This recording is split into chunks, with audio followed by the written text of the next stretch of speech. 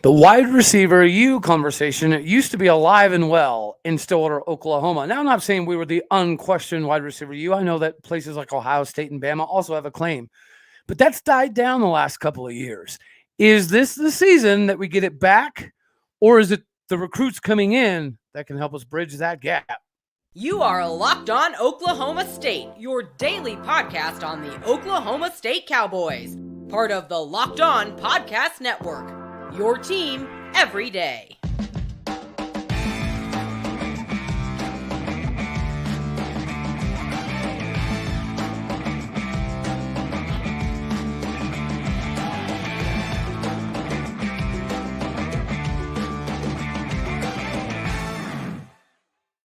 Howdy, y'all, and hello, all. Welcome back to Locked On Oklahoma State, your daily stop for all things cowboy and cowgirl related. My name is Cody Stovall. I want to thank you kindly for stopping by to make this your first listen here on Locked On Oklahoma State. We're available on every single podcasting platform as well as visually on YouTube, and you can find me personally on Twitter at AllDayOState.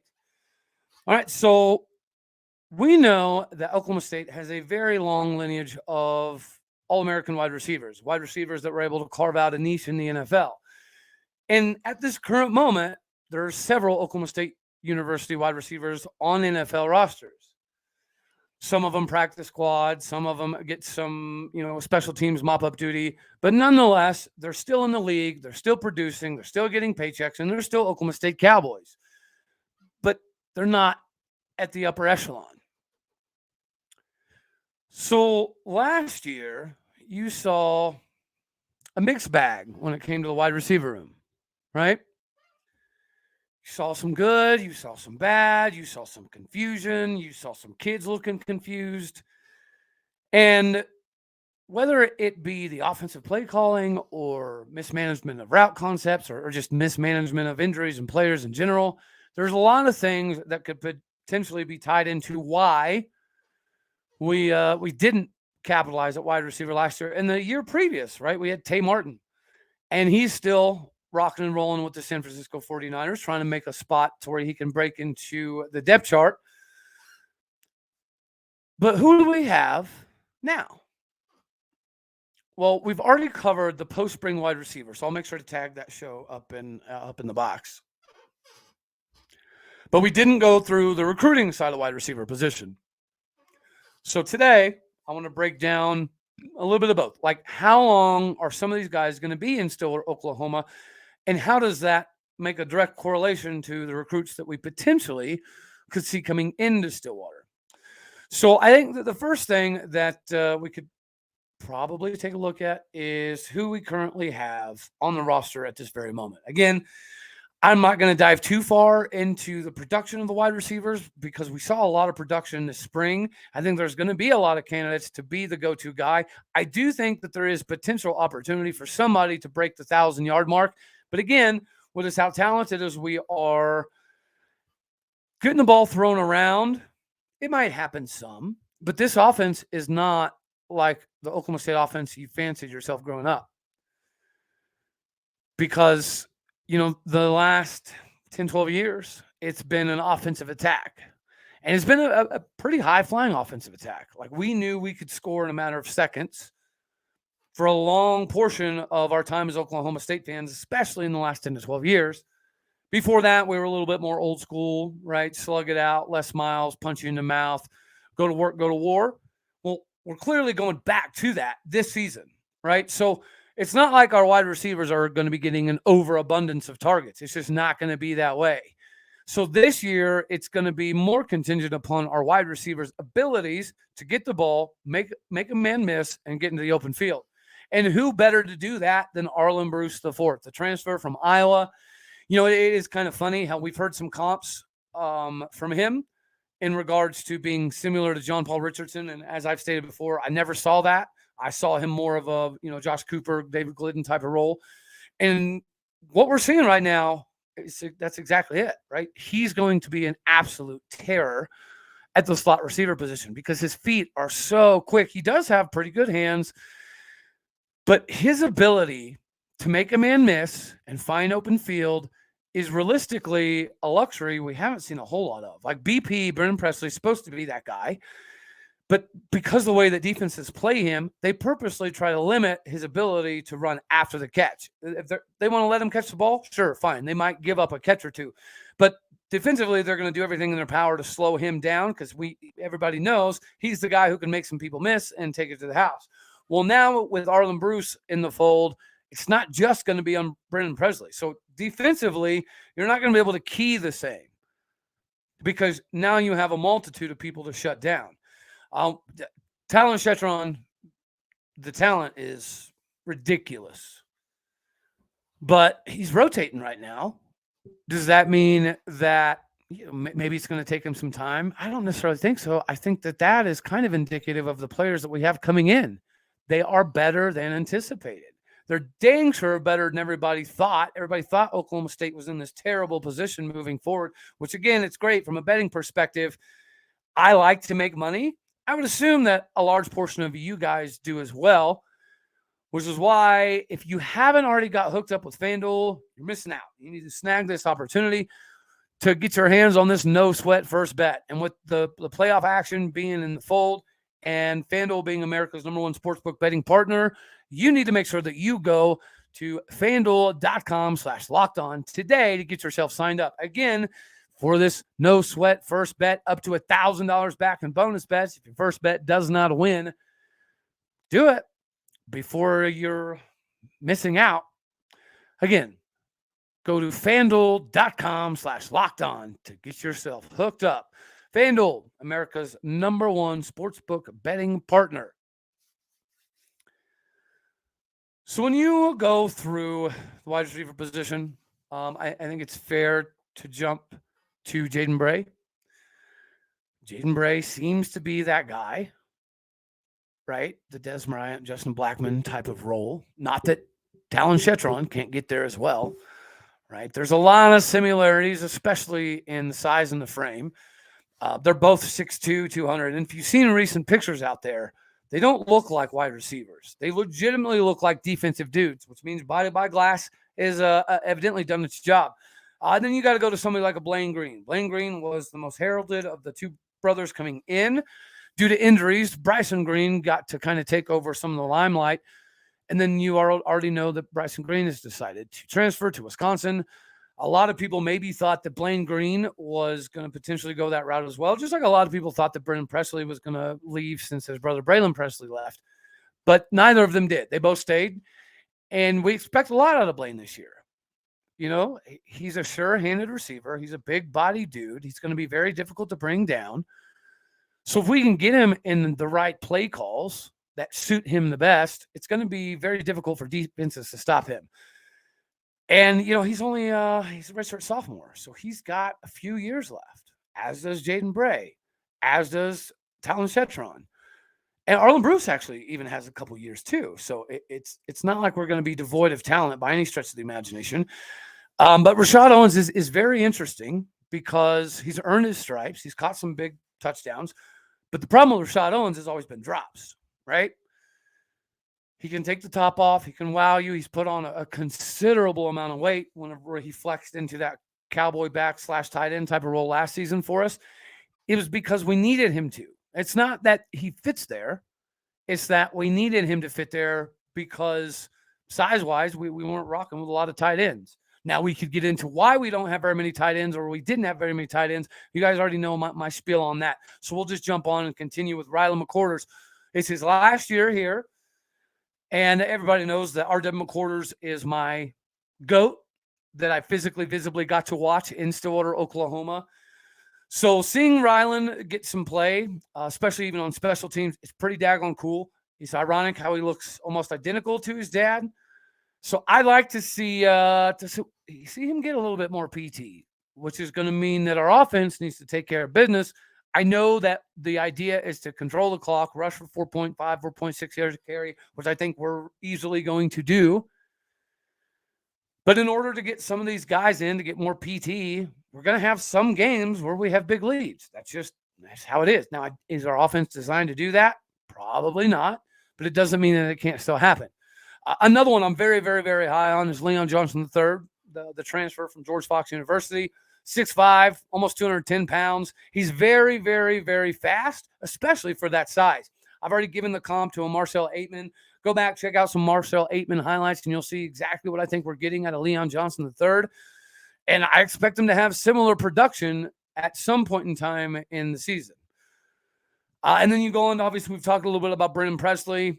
He's a senior. I think he does have, obviously, a COVID year available, so we could see him after this season as well. But I'm sure his idea is to get himself ready for the pros and to move on. And he's good enough to do so. And this spring, he's been the contortion artist that has bailed all the quarterbacks out. So that should lend itself some credence during the season as well. So hopefully he has the year that he wants to have. And then you have somebody who's popped up quite a bit on film throughout the entirety of the spring, and that was Cale Cabanis. Cale Cabanis is more than just a walk-on. Yes, he's on scholarship now, which is amazing for him. Yes, he's got a brother that just walked on as well. Yes, his older brother was a pretty daggone good baseball player for the Cowboys. But he's put himself in a position to carve out a nice little role as a legitimate wide receiver on the depth chart. He will get some catches this year. He will get some PT. How much? Who knows? But he's earned a decent amount of looks, at least in this spring. And you already know in the beautiful game of football, or darn near any sport, you're only one catastrophic injury away from relying on people you didn't exactly think you were going to rely upon. And then we'll jump to Mason Gilkey, redshirt freshman. So he's got multiple years left. Cale Cabanis has a couple years left as well.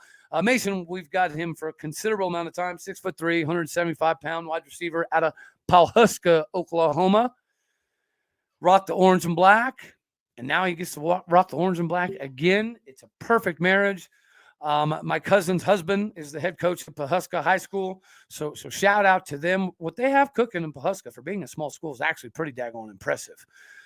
And then you look at somebody like DeZaun Stribling, which we've talked about in the previous wide receiver video that'll pop up on the screen here when this video is done. DeZaun Stribling is better than advertised. I watched some of his film at Washington State. I wasn't unimpressed, but see, I got stuck in this comparing it to Tay Martin phase. And we all know that when Tay Martin came to Oklahoma State, he was nowhere near ready to play from a physicality standpoint, just being in shape in general. But another fun fact about DeZaun Stribling, him originally being from Hawaii, that connection we have, right? The connection on the road that you see somebody like a Benny Tonga knock out of the park on a consistent basis, somebody like DeZaun Stribling is going to do nothing but help that. And he has way more wiggle than you saw on film with Washington State even. So it looks like he has improved in his short time in Stillwater. Thank you, Rob Glass. And the offense is so simplistic, it's not like it's going to take forever for the guys to figure it out. They're going to get the offense down. The offense is designed simplistically for that very reason, which is exactly why Alan Bowman has been able to pick up the offense as well as he has. Simplicity can be awesome. Again, the military method, KISS, keep it simple, stupid. Simplicity has a lot of beauty to it if it's done the right way. To be simple, you have to be physically productive. To be simple, you have to be able to drive the defensive line back on a consistent basis. I think that's going to happen. But you never really know, right? Until the season gets going. But yeah, so that's what we have as far as, years and coming back as far as the current wide receiver room. So now we get to shift focus to some of the recruiting things. Now, wide receiver, again, used to be something that Oklahoma State was nationally known for. I do think that it's very possible that we can get back to that because this year, Casey Dunn is being asked to focus a little bit more on wide receivers as opposed to just designing the offense. The offensive design is going to be tasked by Gundy. So what their preparation is from a week-to-week basis as far as the game planning offensively, Mike Gundy's going to have a very, very heavy hand in that, which means that by proxy, he should get more than enough time to go back to his roots as being a dominant wide receivers coach. That means you got to treat him a certain way. Holding somebody accountable and being unnecessarily negative, those two things don't have to be mutually exclusive, right? So let's talk about some of the wide receivers that we have offers out to. On GoPokes 247, Micah Hudson, obviously a 5-star, number 2 player in the country. Yeah, that probably not going to work out well for us. All right, Mike Matthews, very comparable, coming from Georgia, 6'1", 180, another 5-star. He's positioned right behind Micah Hudson as the number 3 wide receiver in America. But again, the NIL financials are probably going to put us out of the running for these guys. And I say that only because I know for a fact NIL put us out of running for a guy we're about to get to. So let's keep going on down the list. Bryant Westco out of Midlothian, Texas, 6'2", 170 pounds.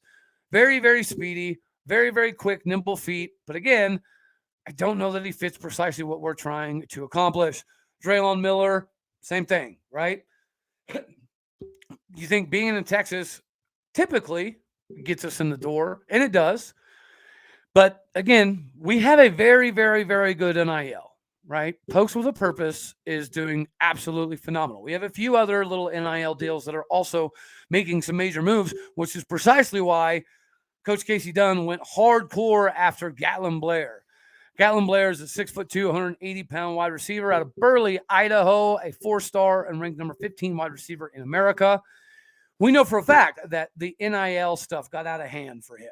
Like, we had to pretty much bow out of the recruiting process for that guy because Mr. Gatlin Blair was going to get a significant amount of money no matter where he goes. So, yes, we're going to be top 3, top 4 constantly in NIL in the Big 12. But does that mean we're still going to be able to cut Ohio State, Bama, Arkansas, Texas A&M style checks? No, we're not.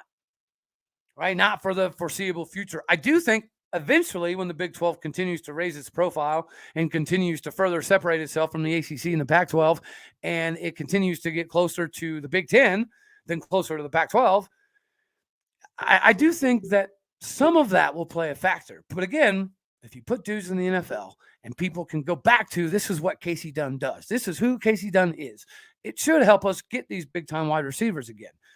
And now we get to somebody that I really, really would like, but I don't know how likely it is. But that's Jakyle Baker out of Brownsboro, Texas. Really like his film. I very, very, very, very, very much like his film. But again, it almost feels like that the temperature has cooled a bit on Jakyle Baker coming to Stillwater, Oklahoma. So time shall tell. Parker Livingston, 6'3", 185 pounds, 4-star wide receiver out of Lucas, Texas. Same thing, right? Yeah, we potentially could have an opportunity, but we don't really want to get in a bidding war with some of the teams that are currently going after him. You could look at Joshua Smith, 3-star to Grandville, Texas. It's a legitimate option, right? But I don't know how well he would fit into the system and the scheme. We recently gave an offer out to Trey Griffiths. Trey Griffiths out of Keller, Texas, is a very good wide receiver. I do think that he's significantly underrated here at number 84 in the country. But it seems as though the Jets have been cool on O-State. Maybe now that we've given him an official offer and we're going to take some time in officially recruiting him, maybe we'll have some time to persuade him. But being 6'3", 205 right here, right now, you can't tell me that somebody like that is not very high up on our list to get into Oklahoma State, go through the body by glass, and then see what we can produce him into. So if you're looking to get brought up in the wide receiver game and give yourself some more credibility as it comes into your ascension to the NFL, there's not a lot of places where wide receivers don't have the equals everywhere else at that position. So give it time. I think this is somebody that we could possibly reel in, but time will tell. And now we get into a couple people that we really need. C.J. Brown out of Bentonville, Arkansas, 6 foot, 185 pound, 3-star, number 87 player in the country, according to 247. This is a guy that we are very, very high on, and obviously he's very high on us as well. Arkansas and K-State seem to be in the mix. Will they shove us out?